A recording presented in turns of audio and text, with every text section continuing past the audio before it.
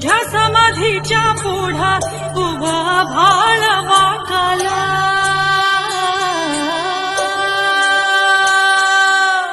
तुझ्या ज्ञानतेच्या पुढा कोटी सूर्य फिकला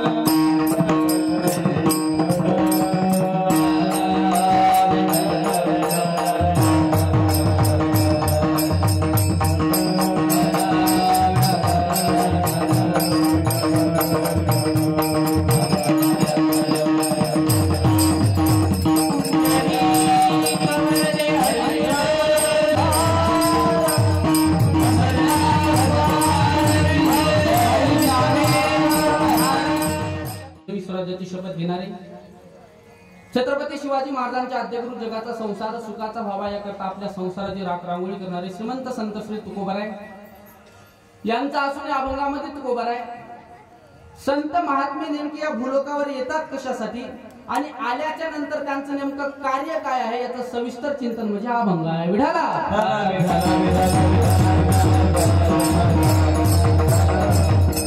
अखिल कोट ब्रह्मांड नायक रुक्मिणी प्राण संजीवन जगदाधार श्री पांडुरंग परमात्म्याच्या अक्षम गात कृपेद्वारा मुक्त कैवल्य तुझी दिन यांचा राजा साधकांची मायबाप योग्यांची माऊली अनाथांची माय विश्व माऊली ज्ञानवर आहे.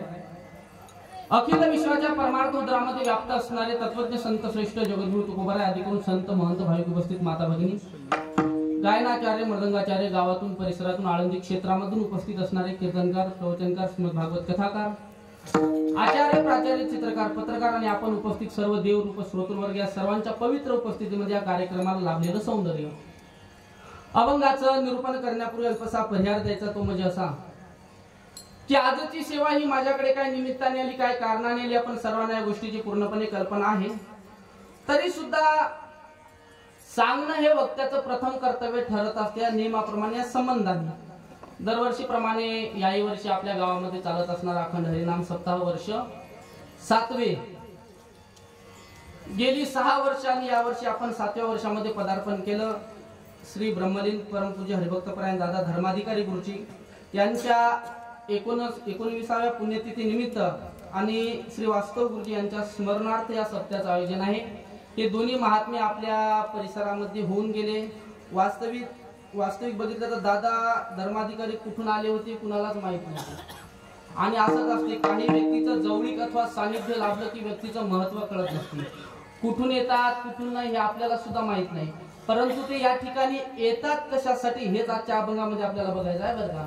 कुठून आले कसे आले हे कुणाला माहित नाही, परंतु त्यांच्या पुण्यतिथी निमित्त आणि श्री वास्तव गुरुजी यांच्या पुण्यस्मरणानिमित्त या ठिकाणी सप्त्याचं आयोजन केलेलं आहे. त्यांच्यामध्ये सर्व गुरुजन मंडळी असतील, मृदंगाचार्य असतील, आणि ज्यांच्यामुळे मला या ठिकाणी येण्याचा योग आला ते आमचे अरुण पाटील. त्यांनी मला फोन केला, म्हणजे महाराज असं असं नियोजन आहे, तुमचा कोणता दिवस घालायचा. मी म्हणलं मग ठरल्याप्रमाणे दावा सोडून कोणता घाला. आपली काहीच अडचण येते का? आपली काहीच अडचण येत नाही. माझ्या मागे संसार नाही, काहीच नाही. घरून निघाल्यावर बायको काय म्हणत नाही, लेकरं काय काय करत नाही. आपल्याला काय अडचण आहे. म्हणलं केव्हा घाला. मागच्या वर्षी मी 3ऱ्या दिवशी आलो होतो आणि यावर्षी लोक गुरुजीला म्हणले काय की महाराज 2 नंबरचा आहे, 2ऱ्या दिवशी घाला. म्हणजे आजचा कालचा महाराज बी 1 नंबरचा, भजने आजचे 1 नंबरचे, पकवाजा मी 2 नंबरचा. मी 2 नंबरचा नाही, नंबर 2चा. असं बी नाही 2ऱ्या दिवसाचा. विठ्ठला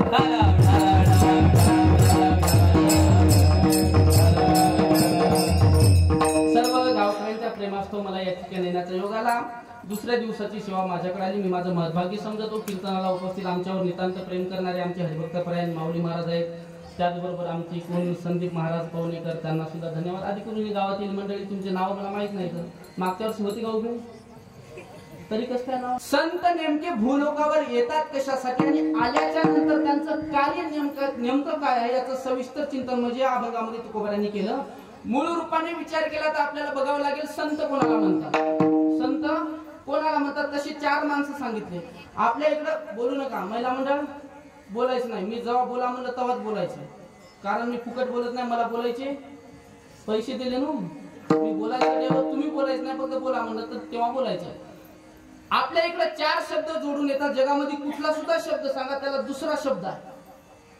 तुम्ही जगातला कोणता पण शब्द घ्या त्याला दुसरा शब्द आहे. कोणता बी तुम्ही शब्द सांगा, मी त्याला दुसरा शब्द सांगतो. आता माणसं बोलता बोलता माईक बीक लावा रे, माईक आहे बीक आहे. महाराज गिरात आला का, साऊंड फिरून पैसे मिशे, हे दुसरे शब्द येतात. कुठला जरी शब्द घेतला तरी त्याला जोडून कोणता ना कोणता शब्द येतो. परंतु ज्या वेळेला संत शब्द पटांगणाला येतो त्यावेळेला त्याला जोडून शब्द येतो साधू आणि ऋषी. मग साधू कुणाला म्हणायचं, एकदम सोप्या व्याख्या सांगतो, उगाच जास्त व्याकरणामध्ये जड जात नाही. साधू कुणाला म्हणायचं, जीवनामध्ये आल्याच्या नंतर परमात्म्या व्यतिरिक्त ज्यांना काहीच साध्य करायचं नाही त्यांचं नाव साधू. विठाला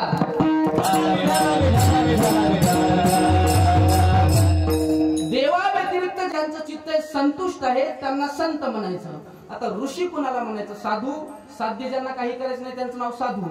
संत ज्यांचं अंतःकरण नेहमी संतुष्ट राहते त्यांना संत म्हणायचं. आता ऋषी कुणाला म्हणायचं, ऋषीची एवढी सोपी व्याख्या सांगतो, तुम्ही माणसाला अशी व्याख्याच ऐकली नाही, एकदम सोपी. तिकडे बघा, ऋषी कुणाला म्हणायचं, एकदम सोपी. कायम स्वरूपी जे संसारावर रुसले त्यांचं नाव ऋषी. कळायला लागलं का नाही? कळायला असं तर काय वाजवायचा, नऊ शेजाऱ्यानं वाजवल्या. वाल्मिक संत नाही, वाल्मिक साधू नाही, वाल्मिक मुनी नाही, मग वाल्मिक ऋषी. काय एकदा नारदाने उपदेश केल्याच्या नंतर परत त्यांनी संसाराला काडी लावून टाकली. मग बाकीचे एवढे पुराण आहेत, प्रत्येक पुराणामध्ये वाल्मिक ऋषी आहेतच. त्याच्या बायकोचं नाव, लेकरा बाळाचं नाव, आहे का? नाही, बघायलाच नाही.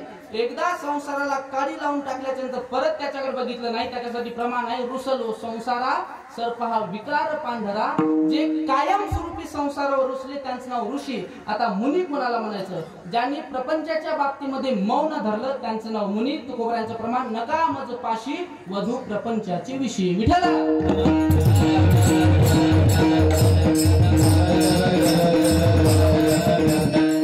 मग हे साधू संत ऋषी मुनी हे या ठिकाणी आले कशासाठी? तर येथे उपकारासाठी आले. घरजा वैकुंठी इथे या ठिकाणी फक्त उपकार करण्यासाठी आले. नाही तर 3 गोष्टीचा विचार करावा लागेल, जीव, संत आणि देव. जीव, संत आणि देव. जीवाला या ठिकाणी यावंच लागते, त्याच्यामध्ये तडजोड नाही.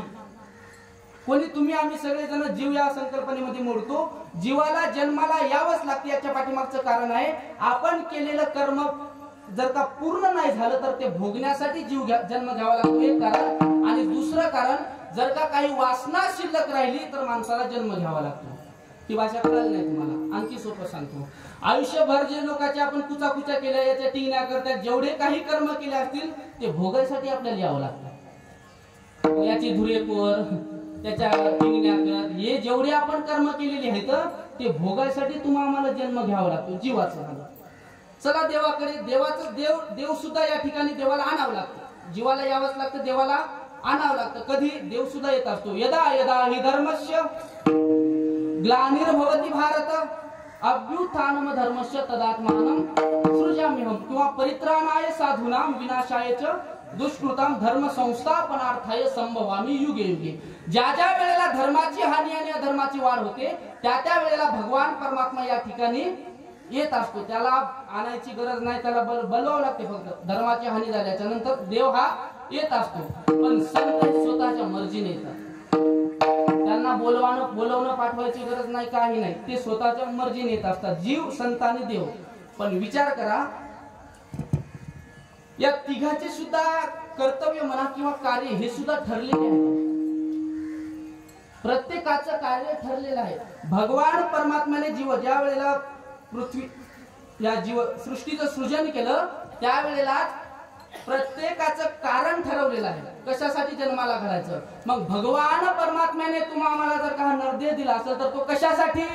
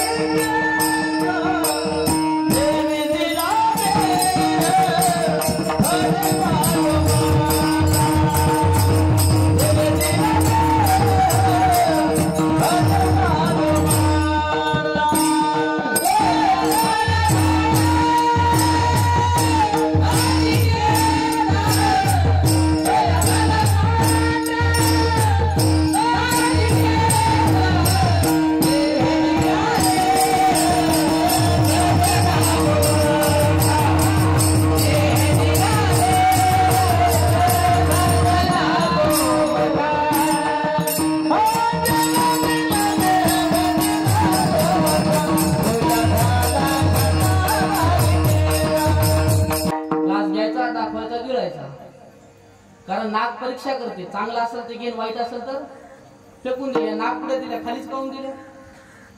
देवाला माहित होते ह्या जर का वर दिल्या असत्या तर लहान लेकरांना खेळताना जेसीबी सारखी माती भरली असते. तर लहान लेकर काय करतील काही नेमच नाही, कसे फसवतील याचा अंदाजच नाही. 20 रुपये घेऊन माझ्या पाया पडलं, 20 रुपये घेऊन. मी म्हणलं भैरे मला कवा देत नाही, आज कसं काय दिली, कुठंच चालन झाली म्हणून तुला दिली. नियम नाही महाराज, एवढे खबरदार. आता आल्या इथं आल्या या गावात आल्या 5-6 जण आले. कुठे गेले? हेच होते. कुठे गेले? भोग्या आम्ही कुठे गेले? 4-5 जण माझ्याजवळ आले. पाटील मला म्हणले जरा दणकून होऊ द्या. दणकून घुंगर घालू का मी? म्हणलं वा काय अभ्यास आहे त्याचा, लोक म्हणले बैल आहे ते म्हणून गाव अशाच्या पुढे आता म्हणून म्हणतो निदान मानामिना तरी हलवचा अशा मला कळू द्या जिथे आपल्या जागे हा म्हणून बरं का. फक्त बोलायचं बाकी काय अडचण नाही. आता हे कान दिले ऐकून कुठून येते, आतून येते. मग पडद्याची काय गरज होती का, तरी देवानं दिले. देवाला माहित होतं पुढचा काळ हा आधुनिक निघणार आहे, पुढचा काळ आधुनिक निघणार आहे. काही आता चष्मे लागणार आहेत काही माणसाला, हा चष्मे लागणार आहेत ना, मग ते चष्म्याच्या दांड्या आटवायच्या कुठं, आटवायच्या कुठं. आता का पडदे दिले नसते काही काय खेळ ठोकले असते का. देवाने याची रचना करताना फार गोडी केली, परंतु एवढा सुंदर नरदेह हा भगवंताचं भजन करण्यासाठी दिला. तुकोबारांचं प्रमाण आहे आणि भजन करण्यासाठी दिला, परंतु या नरदेहाने आपण नाही ते काम करायला लागलो, अट्टहासाने करायला लागलो. ज्ञानोबा हरिपाठामध्ये म्हणतात सायासे करीशी प्रपंच दिननिशी आणि हरिशी न भजशी कवना गुणे. आमचे ज्ञानोबा बोलून गेले लोक या नरदेहाने प्रपंच करायला लागले, बरं साधा नाही अट्टहासानं करायला लागले आणि देवाला विसरून गेले, अट्टहासानं प्रपंच करायला लागले. बरं जाऊ द्या काही अडचण नाही. काही माणसं म्हणतील आता सुधाकर महाराज भगवान परमात्म्याने विषय दिले, बरोबर आहे, संसारामध्ये विषयच आहेत ना, देवाने विषय दिले, देवाने विषय भोगण्यासाठीच दिले ना, देवाने विषय सुद्धा भोगण्यासाठीच दिले. परंतु विषयांचं सेवन करत असताना सुद्धा नीती सांगितली, विधीने सेवन विषय त्यागा ते सांगा. विधियुक्त पद्धतीने जर का विषयाचं सेवन केलं तर तुकोबारा म्हणतात तो व्यक्ती ब्रह्मचारी आहे, त्याला ब्रह्मचारी असल्याचं प्रमाणपत्र बहाल संतांनी वेद करतात. परंतु त्या विषयांचं सेवन हे विधियुक्त पद्धतीने केलं पाहिजे आणि ते विषयांचं सेवन करत असताना जर का अतिरेक झाला तर मग त्याला संसार नाव दिलं जातं. म्हणून संतांनी सांगितलं संसारामध्ये राहत असताना प्रपंची असावे नसोनी किंवा संसार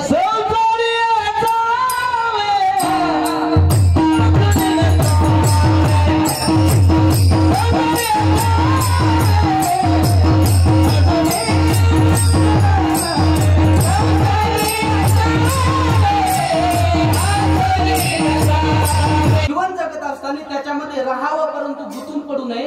किंवा याच्यापेक्षा समर्पक उदाहरण पक्षी अंगणी उतरते ते का अंगणामध्ये दाणे टाकल्याच्या नंतर तांदूळ फेकल्याच्या नंतर ज्याप्रमाणे पक्षी येतात तात्पुरतं खातात आणि निघून जातात, ते उद्यासाठी घेऊन पण जात नाही, ते उद्यासाठी घेऊन पण जात नाहीत. माणसाने प्रपंचामध्ये राहत असताना त्या पक्षासारखं राहायचं.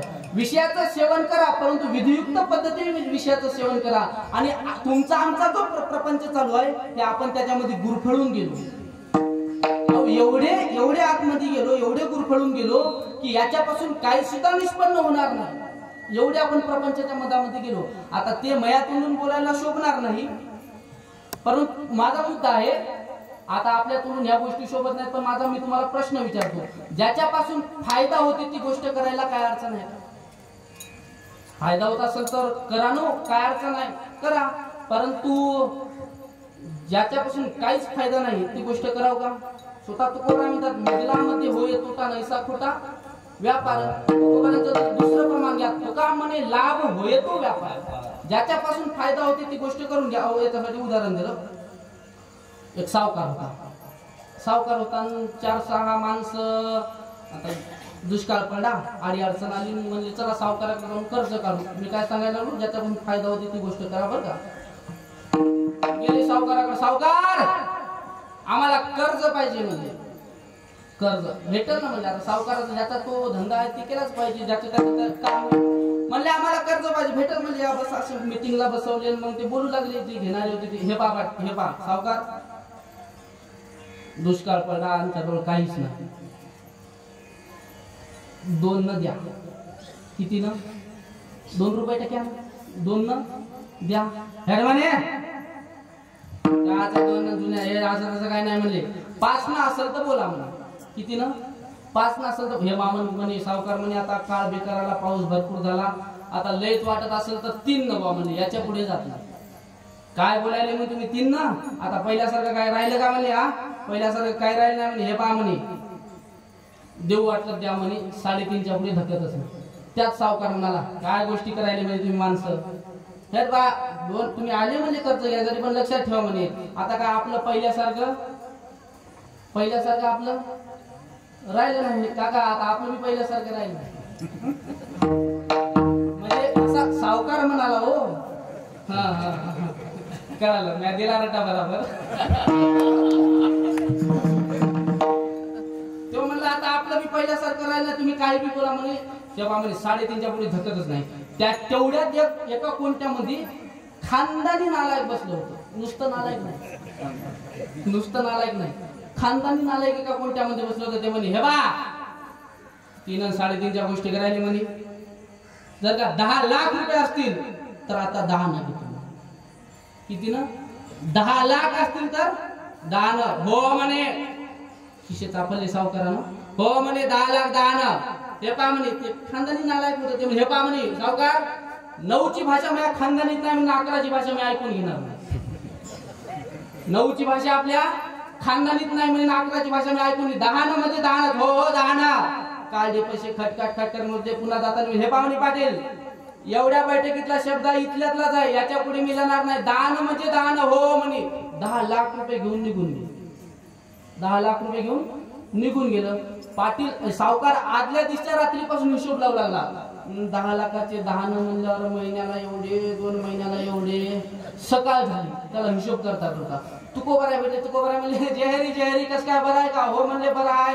कस काय चालू आहे सावकारी बरे आहे म्हणे काय ते जुन्या खटवणीचे माणसं आले ते म्हणले 2 न 3च्या पुढे 3.5च्या पुढे धकतच नाही म्हणलं देवानं माणूस पाठवला होता 10 लाख रुपये 10 न नेले म्हणे तुकाराम महाराज म्हणले काय 10 लाख रुपये 10 न हो म्हणले पण तुकाराम महाराज म्हणले तुया त्याचं काही लिहून घेतलं का तुया त्याचं काही लिहून घेतलं का म्हणले नाही बा जसा सावकार उचलला तसा गाठ्यामध्ये घातला मुदला मध्ये होया पोटा ऐसा पोटा ऐसा पोटा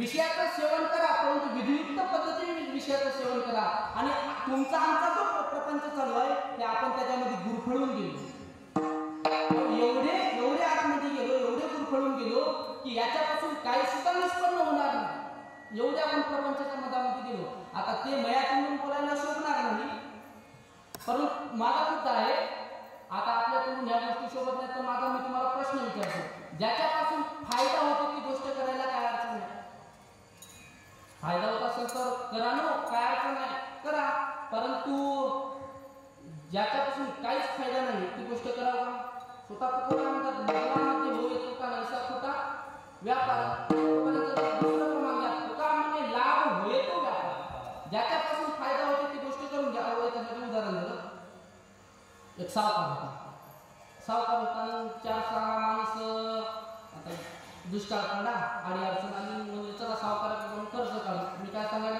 ज्याच्यातून फायदा होतो ती गोष्ट करा बरं का सावकार आम्हाला कर्ज पाहिजे म्हणजे कर्ज भेटल ना म्हणजे सावकाराचा ज्याचा तो धंदा आहे ती केलाच पाहिजे ज्याचा म्हणले आम्हाला कर्ज पाहिजे भेटत म्हणजे मीटिंगला बसवले मग ते बोलू लागले की घेणारे हे बा सावकार दुष्काळ पडला आमच्याजवळ काहीच नाही 2 न द्या किती ना 2 रुपये टक्क्या 2 न द्या हेडवाने काय नाही म्हणजे 5 न असेल तर बोला किती ना 5 न असेल तर हे मामा म्हणे सावकाराने आता काळ बेकाराला पाऊस भरपूर झाला आता लेट वाटत असेल तर 3 न बा म्हणे याच्या पुढे जात काय बोलायला तुम्ही 3 ना आता पहिल्यासारखं काय राहिले का म्हणे हा पहिल्यासारखं काय राहिलं हे पा म्हणे धकतच नाही. त्याच सावकारी मला काय गोष्टी करायला नाही तुम्ही माणसं. हे का दोन तुम्ही आले म्हणजे कर्ज घ्यायचं पण लक्षात ठेवा म्हणजे आता काय आपलं पहिल्यासारखं आपलं राहिलं नाही काका. आपण पहिल्यासारखं राहिलं म्हणजे सावकार म्हणाला हो. हा कळालं मी गेला का बरोबर. तो म्हणला आता आपलं पहिल्यासारखं राहिलं तुम्ही काही करा म्हणजे तेव्हा आम्ही 3.5च्या पुढे धकतच नाही. त्या तेवढ्यात एका कोणत्या मध्ये खानदानी नालायक बसलो होतो. नुसतं नालायक नाही खानदानी नालायक एका कोणत्या मध्ये बसलो होतो. ते म्हणजे हे बा 3 आणि 3.5च्या गोष्टी करायला म्हणजे जर 10 लाख रुपये असतील तर आता 10 नाही किती ना 10 लाख असतील तर 10 हो म्हणे खिशे तापले सावकारांना हो म्हणे 10 लाख 10 ना हे का म्हणे खानदानी नालायक होते. तुम्ही हे का म्हणे सावकार 9ची भाषा मला खानदानीत नाही आणि 11ची भाषा मी ऐकून घेणार. 9ची भाषा आपल्या खानदानीत नाही आणि 11ची भाषा मी ऐकून 10 मध्ये 10 हो 10 ना काय पैसे खटखट मध्ये पुन्हा जाताना हे पाहुणे पाटील एवढ्या बैठकीतला शब्द इथल्यातलाच आहे याच्या पुढे मी जाणार नाही. 10 म्हणजे 10 हो म्हणे 10 लाख रुपये घेऊन निघून गेलं. पाटील सावकार आदल्या दिवशी रात्रीपासून हिशोब लावला लागला. 10 लाखाचे 10 म्हणल्यावर महिन्याला एवढे 2 महिन्याला एवढे सकाळ झाली त्याला हिशोब करतात होता. तुकोबरा म्हणजे जयरी कस काय बरं आहे का हो म्हणले बरं आहे कस काय चालू आहे सावकार बरे आहे म्हणजे काय ते जुन्या खटवणीचे माणसं आलते म्हणजे 2 आणि 3च्या पुढे 3.5च्या पुढे धक्काच नाही म्हणलं. देवाला माणूस पाठवला होता 10 लाख रुपये 10 म्हणले म्हणजे काय 10 लाख रुपये 10 हो म्हणले. पण तुकाराम महाराज म्हणले तुला त्याचं काही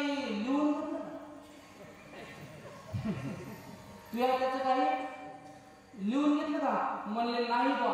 जसा सावकार उचलला तसा गाठामध्ये घातला मुलामध्ये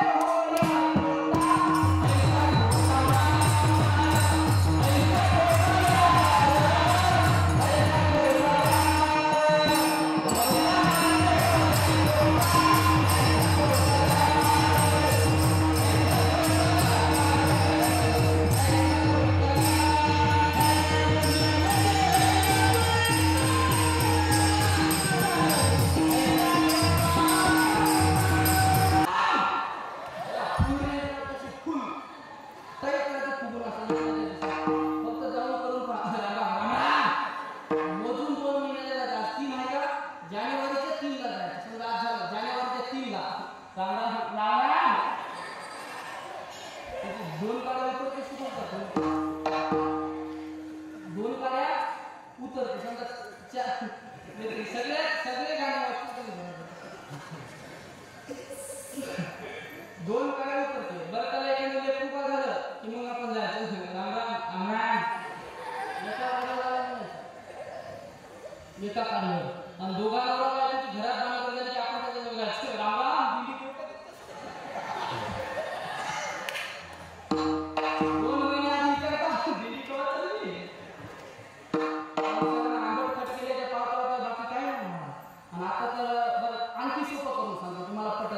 तुमच्या हळद संसार किती दुःखाचा या उदाहरणामध्ये तुम्हाला फिटच करते. हळद होता तुमच्या इकडे नाही ती नाही गरम करून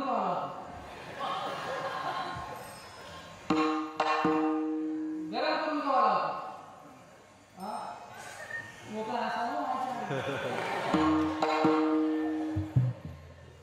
काय मार लागला कोणता मार लागला मुका हा त्या बाया हातात लावून घे बाबा आयुष्याला लय मुका मार खायला तुला काय तुझं बोलणं एक प्रकारचा मुका मारच आहे दिसत नाही पण दुखत नाही म्हणतात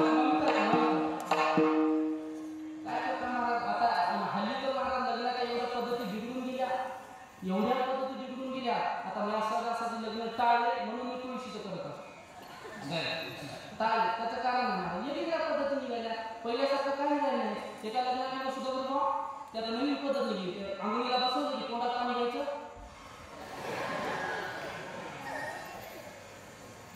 हा मी डोळ्यात पाहिलं पाणी घ्यायचं ते पण तू करायचं तेवढं मी तुम्हाला ओपन चॅलेंज